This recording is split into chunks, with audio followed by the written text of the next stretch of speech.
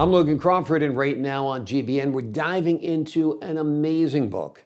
It is called 33 Pounds Part 1, and it is written by a terrific author.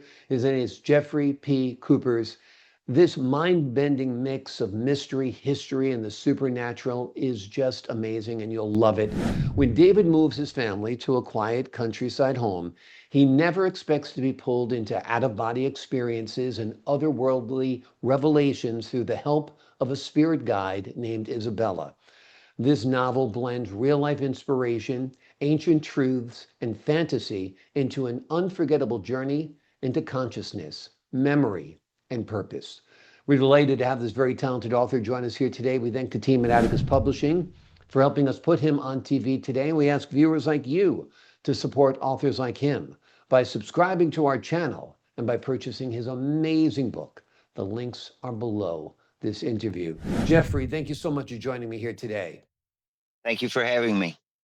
As I look behind you and I see the bucolic setting of beautiful Western New York, and I talk about David and his experience moving to, this rural place, it reminds me that this book had to be in part inspired by your experiences in upstate New York. Is that right? That's my assumption.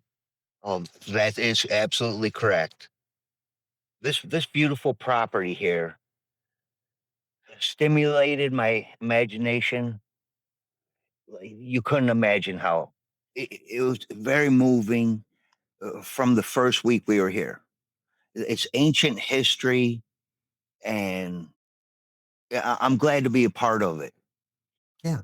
Absolutely. You're part of this beautiful scenic landscape, and you have found it inspiring, and you've done great work with this book. Talk to us about some of the spiritual elements of this book, the out of body experiences and the otherworldly revelations. Are those based in reality or are those imaginations? Tell us a little bit about that part of the novel. I guess this all starts with many ideas coming into my head, and they wouldn't leave me alone. And they were bothering me in my sleep. And when that happened, I learned a trick to write things down. And then once you trap them on paper, they don't bother you as much.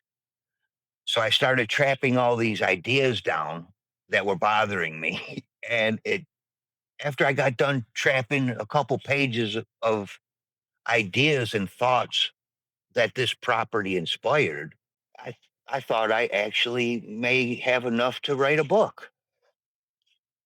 And And you then absolutely did. Yeah, without a doubt. Let's talk about the title, 33 pounds. What's that about? 33 pounds is symbolic to the whole book. The whole book, this is a volume one, and it's a two series book. If I tell you what 33 pounds is significant for, it'll You'll ruin spoil this. it. It'll spoil it. Exactly, exactly. So let's keep that between me and you and other people who have read the book. Have you completed part two yet? Book two? Yes. Yep. Okay. Part two should be published any day now, and that's the completion of the book. I Wonderful. I, I didn't know the lengths of writing, like how many pages you could write when I originally started writing. Hmm. And when I submitted this to the publisher, they made me aware of 450 to 500 pages that they would publish Hmm. at a time. So the book actually had to get split in half, which was a great disappointment because of how it reads. You get to a certain part, and it would be really nice if you didn't have to take a break, but you have to take a break because of this publication thing. But it was Exactly. not. Or you just order both books at once, so you're done with one, you go right to the next. I think that's a better idea. That would be fantastic, Yeah. and it's a wonderful journey. Yeah. It's a wonderful book.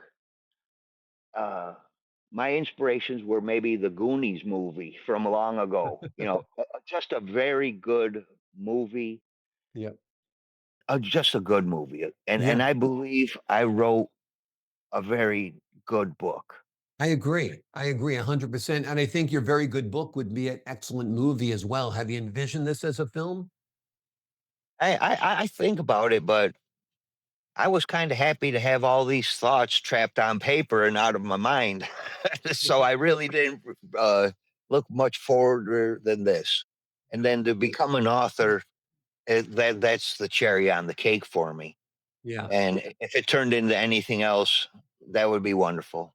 Yeah. Well, you've done the hard work. You've created the story. You've put it out there. So hopefully it lands in the right hands. So, Hollywood, if you're listening, this would be a great film without a doubt. Let's talk about the character of Isabella. She's so intriguing. Tell us about the inspiration behind her. Well, on this property, we actually have people buried, and some of them are under rocks here. And we have one in the back there, and it's an unmarked grave. Part of the of a stone that's there has ISA Mm, on a portion of a stone. mm. So we think it might be an Isabella that was related to the family that originally had this land. Wow. That's Yeah. amazing. That's So I amazing. think I think she's really over there. And she might have crept into your dreams one night, which is why you came up with this wonderful story. That sounds excellent. Now, I also understand you're a patent holder, you're an inventor. Tell us Yes. about that aspect of your life. That's pretty intriguing. I had a friend that broke his back and Mm, he lost the use of his legs. mm, And while I was taking him to appointments, wherever we would go and come back, he would always complain about dirt and stuff on his hands from the sides of the wheels. mhm. So I invented a wheelchair brush that wipes off the dirt from getting onto his hands. It's at the bottom of the tires, and it cleans three sides, and it keeps your hands pretty clean. Wow. And when I made that for him, his roommate is also has a disability in a wheelchair, and he asked me if I could make him one. So I made one for him also. And during that process, it turned into be a universal wheelchair apparatus. It will fit on just about anybody's wheelchair except for the electric ones that have the battery packs underneath. Mhm. Yep. So when I put the new model onto his friend, he was test running it, and he started getting tears in his eyes. And I asked him, like, "Hey, stop your test. I didn't do this test to hurt you. I just wanted to see if it was going to work for your chair." Mm, And he says, "I'm not crying because I'm hurt. I'm crying because you aren't in a wheelchair and you're doing something for us." mm. And right then and there, I said, "Well, I might have something. So let me try to patent this and make this for everybody." Wow. So Amazing. I did that, and then there's other parts of the business world that I don't really enjoy. And Mhm. just to be a patent holder, you have to pay certain fees often. And I made this for them. I didn't make that for me, so I let the patent go so anybody in the universe can copy it. Wonderful. Wonderful. That's great. That's great. That's a true humanitarian that you're sharing your wonderful work and your invention with people, particularly people who need a helping hand, who are wheelchair bound, and this keeps their hands cleaner. They're dependent on those hands like all of us, maybe even more so. So I think that's wonderful. That's a great, great story. And that's a wonderful aspect of your life. Let's Thank you talk. for asking me about Oh, that. my pleasure. My pleasure. Let's talk again about your book. There's a lot of spiritual aspects to it, out of body experiences. Have you ever had an out of body experience? What's your inspiration there? Is that again just from dreams, or have you had a closer encounter with that kind of stuff? I know that there's more to this world that we live in, and I know that there's spirits all around us, and they're not part of the inspiration of that. It's that's just the facts. It's how you perceive your world around you. Some people don't perceive their world around them the same way I perceive it.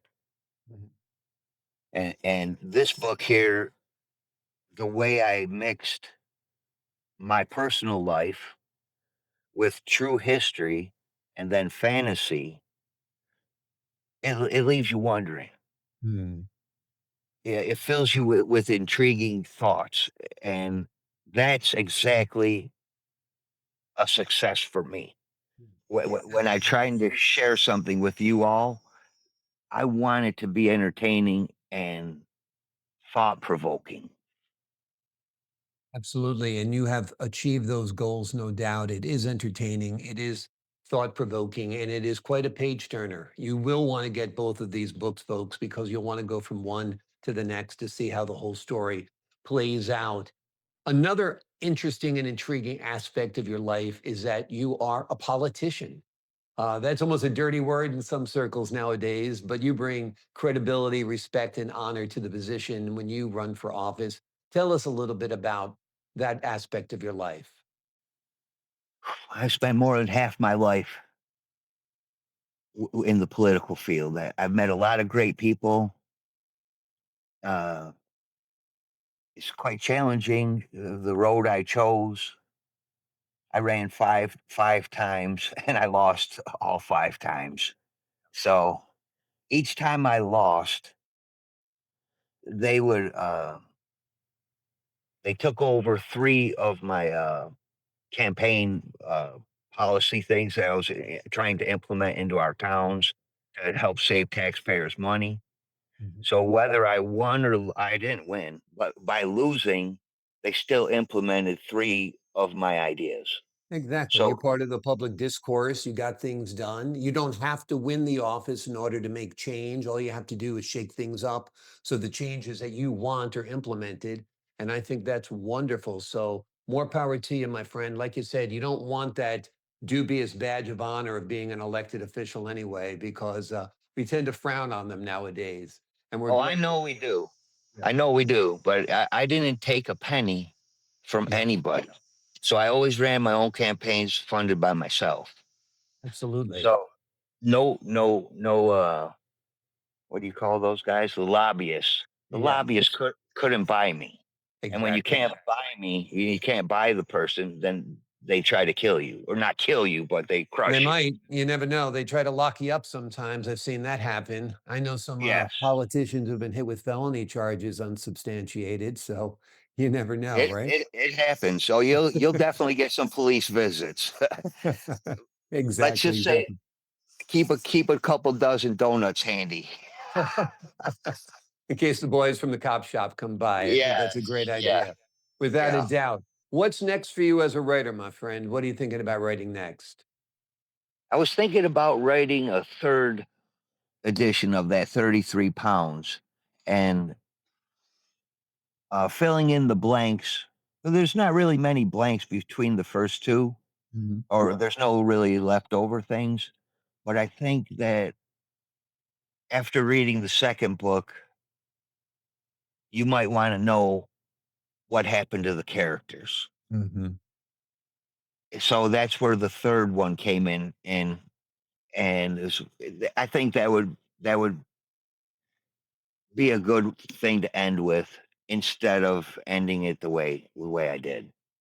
Absolutely. Well, we're looking forward to the third installment. There are 2 installments now. The second installment's just about to be published. The book we've been focusing on today is called 33 Pounds, Part One. It is a thrilling and contemplative journey through time, spirit, and self discovery. Jeffrey, thank you so much for joining me here today. Thank you, Mr. Crawford. I appreciate your insight, your wisdom, and your wit. To the folks at home, I'm Logan Crawford for the Global Book Network. So long for now.